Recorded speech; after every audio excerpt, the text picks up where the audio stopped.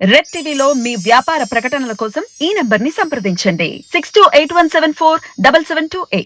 Sir నమస్కారం sir. నమస్తే.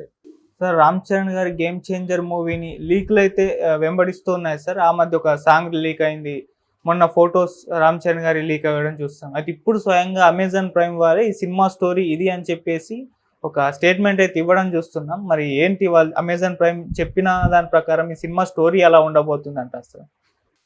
అంటే వాళ్ళు కథ లీక్ చేయలేదుగా, జస్ట్ పాయింట్ చెప్పారు అంతే, సెంట్రల్ ఐడియా చెప్పారు. ఓకే.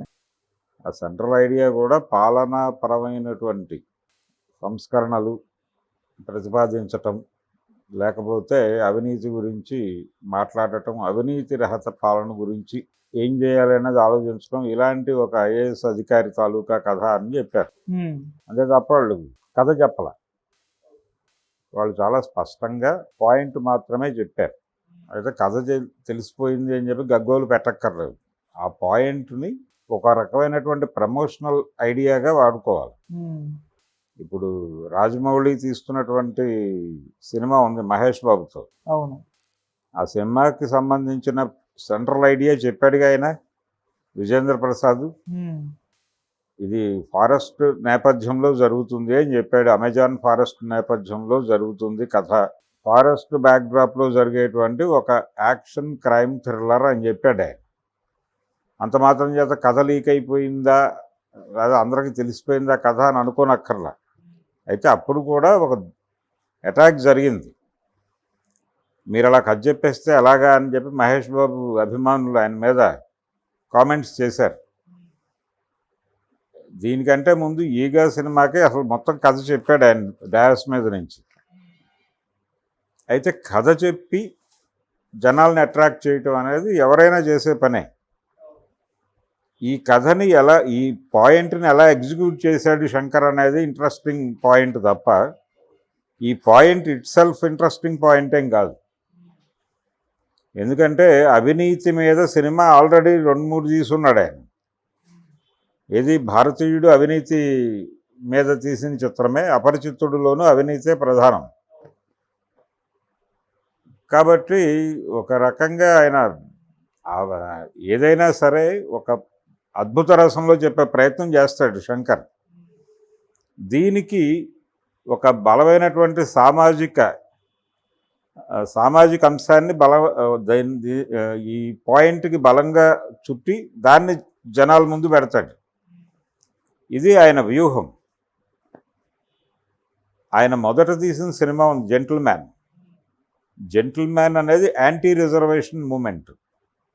యాంటీ రిజర్వేషన్లు ఉండకూడదు అని, అంటే రిజర్వేషన్ల పేరుతో అగ్రకులాల్లో ఉన్నటువంటి పేద కుర్రవాళ్ళ ప్రతిభను తొక్కేస్తున్నారు అనే పాయింట్ ఆధారంగా రిజర్వేషన్ మీద అటాక్. అది దాన్ని ప్రేక్షకులు పెద్ద ఎత్తున సక్సెస్ చేశారు. ఈ సక్సెస్ చేసే టైంలో ఆయన మాట్లాడాడు, దీనికంటే ముందే, సినిమా రిలీజ్ కంటే ముందే, ఇది ఫలానా టాపిక్తో ఈ సినిమా ఉండబోతోందని చెప్పాడు. భారతీయుడికి చెప్పాడు, భారతీయుడు 2కి చెప్పాడు. ఇదేంటంటే జానర్ ఏమిటి అనేది చెప్పడం ఒకటి, ఈ సినిమాలో ఏ కంటెంట్ ఉండబోతోంది అని చెప్పడం ఒకటి. అది ఎప్పుడూ కూడా లీకేజ్ కిందకి రాదు. లీకేజ్ అంటే Attarintiki Daredi cinema first half అంతా బయటకు వచ్చింది, అది లీకేజ్.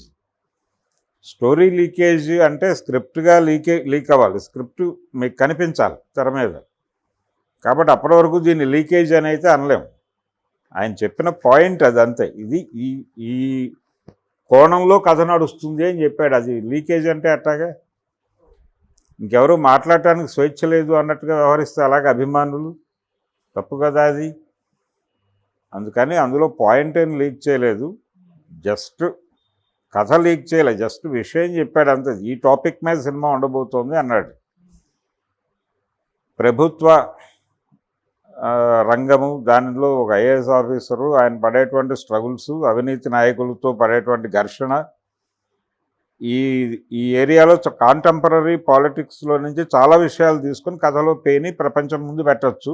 ఓకే. నోన్ ఇన్సిడెంట్లు కాబట్టి నోన్ కథగా భావించి ప్రజలు దాన్ని సక్సెస్ చేయొచ్చు. ఇలాంటి ఒక ఐడియా అంటే దీన్ని నెగిటివ్, ప్రతిదీ నెగిటివ్గా ఎందుకు చూడాలా, ఎందుకు పాజిటివ్గా చూడకూడదు?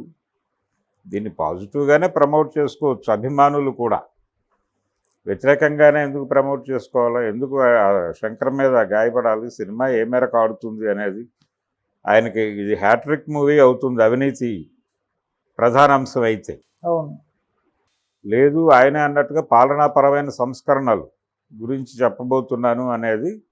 అంటే ఒకటి ఏది ఏమైనా శంకర్ ఐడియాలజీ కొంత రైట్కి తిరిగే ఉంటుంది.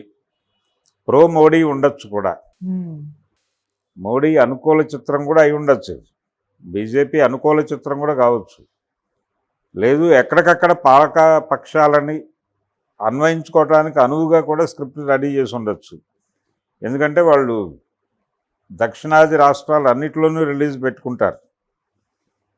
అందుకని ఈ 5-6 రాష్ట్రాల ప్రజల మనోగతాలు, వాళ్ళ ఎక్స్పీరియన్సెస్, వాళ్ళ స్ట్రగుల్స్, వీటి మీద కొంత ఒక చిన్న ప్రజలకు తెలియజేసేటువంటి కార్యక్రమం అయితే ఉంటుంది డెఫినెట్గా. ఓకే. రామ్ చరణ్ ఈ సినిమాని అంటే ఒక ఐఏఎస్ ఆఫీసర్గా కనిపించబోతున్నాడు. జేడి లక్ష్మీనారాయణలా కనిపిస్తాడా, లేకపోతే మనకి లోక్సత్తా జయప్రకాష్ నారాయణలా కనిపిస్తాడా అనేది చూడాలి. ఆల్రెడీ పబ్లిక్ అడ్మినిస్ట్రేషన్ నుంచి సినిమాల్లోకి వచ్చిన, రాజకీయాల్లోకి వచ్చినటువంటి వాళ్ళు ఎవరు సక్సెస్ అయిన దాఖలాలు కనబడలేదు మనకి ఇప్పటిదాకా, పర్టికులర్గా తెలుగు రాష్ట్రాల్లో. ఓకే. జయప్రకాష్ నారాయణది విఫల ప్రయత్నం, విఫల ప్రయోగం జయప్రకాష్ నారాయణది.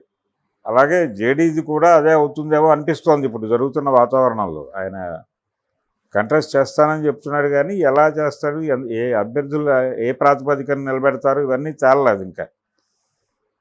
ఆయనకి మద్దతుగా నిలబడాలనే ఉద్దేశం చాలా రాజకీయ పార్టీలకు ఉంది, ఇంక్లూడింగ్ 2 కూటములుగా చీలి ఉన్నప్పటికీ ఏదో కూటమిలో ఆయన ఉన్నా లేకపోయినా ఆయనకి కొంత సపోర్ట్ ఇచ్చేటువంటి అవకాశం అయితే ఉంది ఓకే జేడీకి. కాబట్టి ఈ క్యారెక్టర్స్ తాలూకా రిఫ్లెక్షన్స్ ఏదైనా ఉంటే ఉండొచ్చు అందులో. ఐఏఎస్ అన్నాడు కాబట్టి, ఐఏఎస్ పర్టికులర్గా ప్రభుత్వం అంటే పాలనాపరమైనటువంటి సంస్కరణలు, ఏ సంస్కరణలు అనేది సినిమా చూస్తే తెలుస్తుంది, మనం ఎక్కడ కూర్చొని చెప్పలేం. ఇది టోటల్గా రామ్ చరణ్ శంకర్తో చేస్తున్నటువంటి సినిమాకి సంబంధించి వీళ్ళేదో లీకేజీ అంటున్న దానికి సంబంధించినటువంటి పాయింట్. ఏదో ఒకటి స్మెల్ రావాలి కదా సినిమాకి సంబంధించి, ఒక స్మెల్ వస్తే కన్జ్యూమ్ జరుగుతుంది. ఆ స్మెల్ క్రియేట్ చేయటం కోసం మాత్రమే అది బయటకు చెప్పారు తప్ప అన్నీ గుప్తంగా ఉంచాలంటే కుదరదు కదా. సినిమా అనేది పబ్లిసిటీతో లింక్ అయి ఉన్నటువంటి వ్యాపారం, ప్రమోషనల్ యాక్టివిటీ జరగాలి. అది ఎప్పటి నుంచి జరిగితే మంచిది, ఆరోగ్యకరమే. సక్సెస్ఫుల్ లేక వెలవెలపోతున్నటువంటి ఇండస్ట్రీలో ఏదో పద్ధతిలో వెలుగులు నింపే ప్రయత్నం చేస్తున్న వాళ్ళని గాయపరచకుండా హక్కును చేర్చుకోవాలి కదా, ఎందుకు చేర్చుకోవట్లేదు అనేది క్వశ్చన్ చేయొచ్చు.